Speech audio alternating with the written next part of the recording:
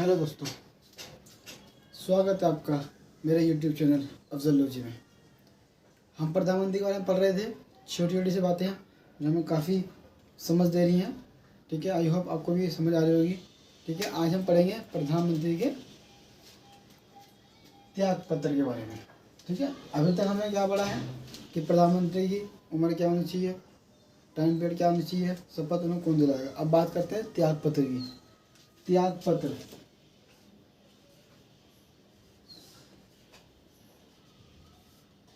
It means resign letter, resign. अगर प्रधानमंत्री चाहे अपना त्यागपत्र किसे देंगे।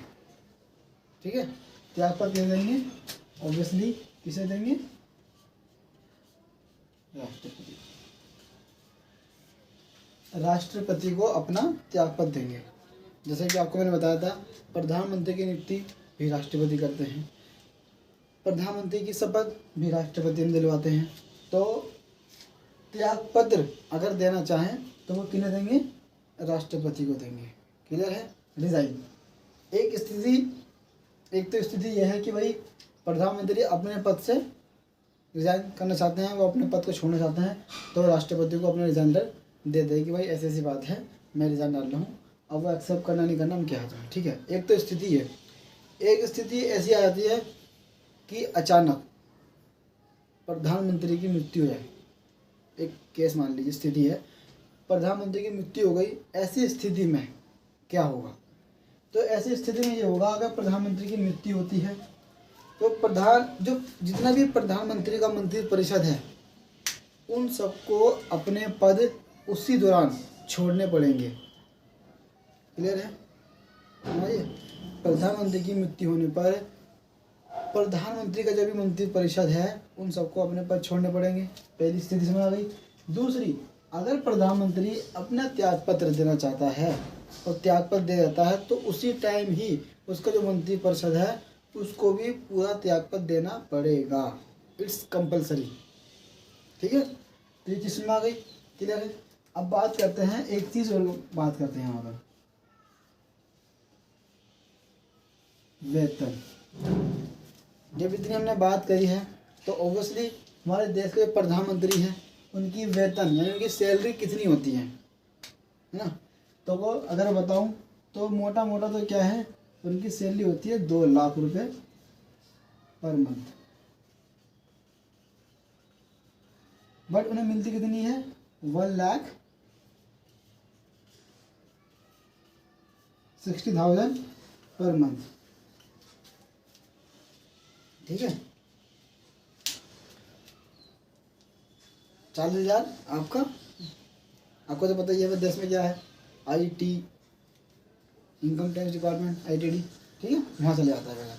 अब देखो 1,60,000 में उन्हें क्या मिलता है,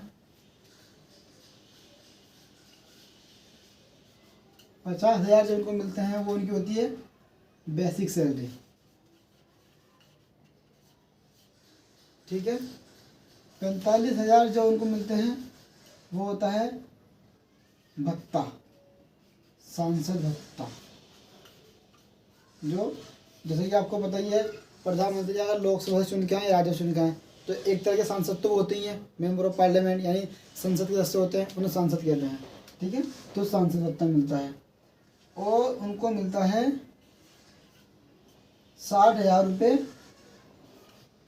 रोजाना का भत्ता मिलता है। रोजाना भत्ता यानी पर डे 2,000 रुपये उनको मिलते हैं। ठीक है, तो हिसाब से महीने कितना हो गए, 60,000 रुपये। क्लियर है। और 3,000 रुपये उनको मिलते हैं, ऐसा बोलते हैं व्यय भत्ता,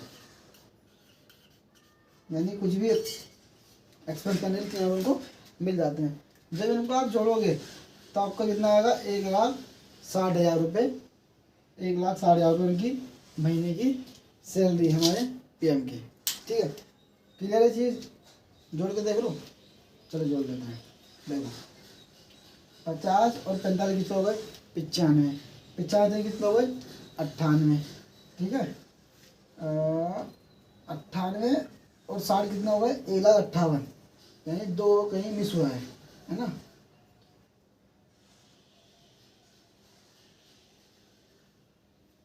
चलो 2 कहीं मिस हो गया है, वो कोई सा पत्ता होगा, मेरे को याद नहीं आ रहा, बट हाँ ये कि जो इनका सैलरी ब्रेकअप है वो यही है। अगर आपको मोटा मोटा याद रखना है तो आप मोटा मोटा याद रखो कि हमारे जो पीएम है उनकी जो सैलरी आती है महीने की 1,60,000 रुपये। इसके अलावा उन्हें कुछ बीमा कवर भी दिए जाते हैं जो उन्हें अन्य सांसदों से यानी अन्य नेताओं से अलग रखते हैं, ठीक है। स्पेशल भत्ते, स्पेशल सुविधा इन्हें कहा जाता है। क्लियर है। और हमारे जो सांसद हैं उनकी वेतन कितने होते हैं वो बता दूं। हमारे जो देश के सांसद है उनका वेतन के लिए एक वित्तीय आयोग है, ठीक है, वो डिसाइड करता है उनका वेतन कितना होना चाहिए। अप्रोक्सीमेटली उनका महीने का वेतन 1 लाख के करीब जाता है। क्लियर है, ठीक है। ये हमारे वेतन हो गए, ये हमारे शपथ हो गए, ठीक है। अब हम क्या करते हैं, ये छोटी छोटी जानकारी हमने पढ़ ली है, अब वापस से एक बार स्टार्टिंग से ना रिपीट कर लेते हैं ईजिली, ठीक है। सबसे पहले हम बात करते हैं प्रधानमंत्री। प्रधानमंत्री एक वर्ड क्या है, एक प्राइम वर्ड है। प्राइम मतलब अपने आप में ही वो क्या है, पहला है, ठीक है, इसलिए हम उसको प्रधान बोलते हैं, ठीक है।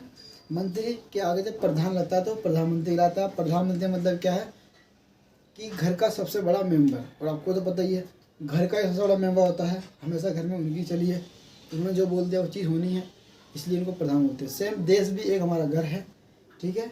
घर में एक क्या है, प्रधान है जो पूरे देश के लिए फैसले लेते हैं, और ऑब्वियसली घर के जो बड़े मेंबर है घर के लिए हमेशा अच्छे ही फैसले लेंगे। तो सेम प्रधानमंत्री जो देश के हैं वो देश के विकास के लिए ही फैसले लेंगे, ठीक है। तो ये प्रधानमंत्री हो गया। जैसे कि मैंने आपको बताया प्रधानमंत्री बनने के लिए क्या क्या होना चाहिए। प्रधानमंत्री बनने के लिए भारत का नागरिक होना जरूरी है, ठीक है।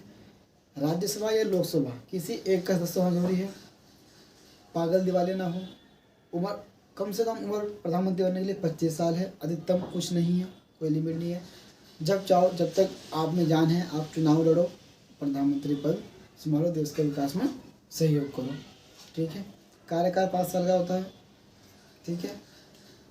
जब चुनाव हो जाते हैं, ठीक है, तो राष्ट्रपति क्या करता है, जिस दल को जिस पार्टी को सबसे ज़्यादा बहुमत मिला होता है उस बहुमत में उस पार्टी में से एक नेता को चुनते हैं, ठीक है, उन्हें प्रधानमंत्री नियुक्त करते हैं राष्ट्रपति, और प्रधानमंत्री नियुक्त सलाह पर ही अन्य मंत्री नियुक्ति करते हैं, ठीक है। ये करने के बाद जब प्रधानमंत्री नियुक्त कर देते हैं तो उनको शपथ दिलाते हैं राष्ट्रपति, और साथ साथ में उनके मंत्रियों को शपथ दिलाते हैं। ये करने के बाद शपथ पर क्या होगा, त्यागपत्र अगर देना चाहे प्रधानमंत्री दे सकता है। ऐसी स्थिति में तो पूरे मंत्री जो परिषद है वो क्या होता है, भंग हो जाता है, उन्हें त्यागपत्र देना पड़ता है। अगर बाई चांस प्रधानमंत्री मृत्यु हो जाती है तो उस टाइम पर प्रधानमंत्री परिषद खत्म हो जाता है, उनको अपना पद छोड़ना पड़ जाता है। और वैसे मैंने आपको ये बता ही दिया है, ठीक है। आई होप आपको ये प्रधानमंत्री की छोटी छोटी जानकारियाँ काफ़ी समझ आई होगी, ठीक है। अब मैं धीरे धीरे प्रधानमंत्री के कार्य और उनकी शक्तियों के बारे में डीपली 1 बाय 1 पढ़ाऊँगा, ठीक है। ये मेरा वर्जन चल रहा था, सही चला रहा था मैं, ताकि आपको कम समय में अच्छी जानकारी दे सकूँ। धन्यवाद।